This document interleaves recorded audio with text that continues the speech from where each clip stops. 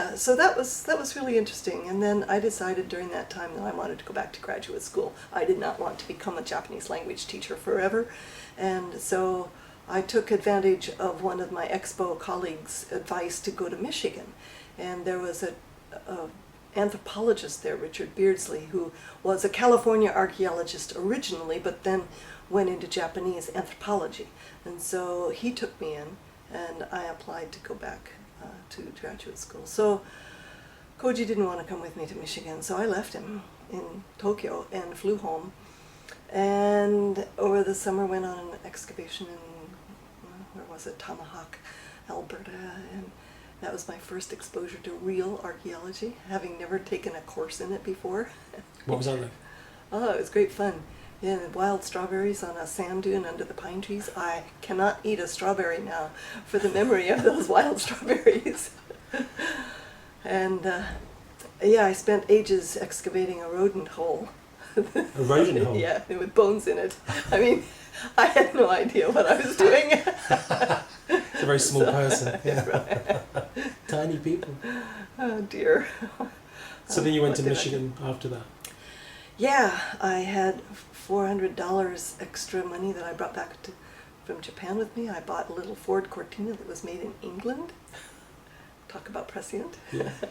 And I went off on the road to Michigan, and the first thing it does is the fan broke off. Yeah.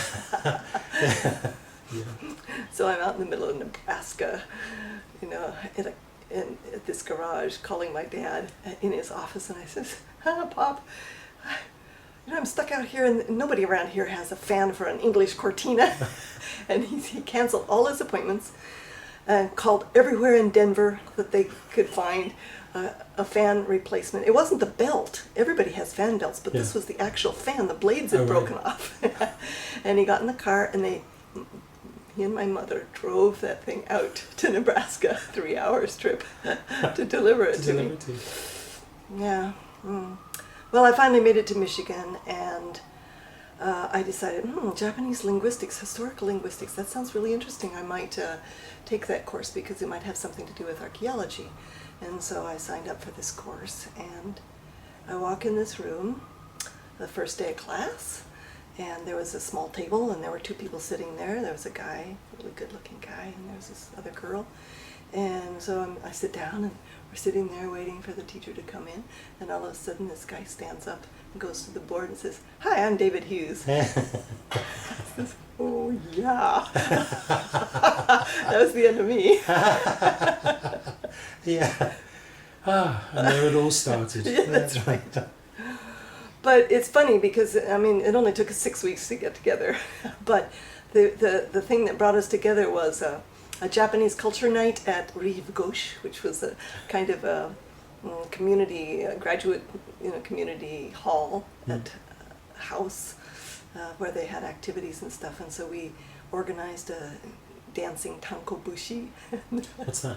It's a dance of a coal miners town, and so that was really great. And then I dragged David to his first shamisen lesson. I says, they're doing shamisen lessons over in the tower. William Maughan has got this group doing nagauta, and I said, I want to go. Do you want to go? And so I took him along. He hadn't done that yet.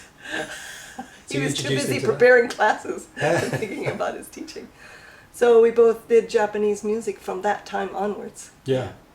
And David organized this group doing folk music, folk songs. And so we had a little group that performed. We learned off of records. He probably said something about that, finding the records in the university library. And that's when he got converted to Japanese folk songs. Yeah. Yeah. And so since then we've been doing this together as a kind of combined stage performance.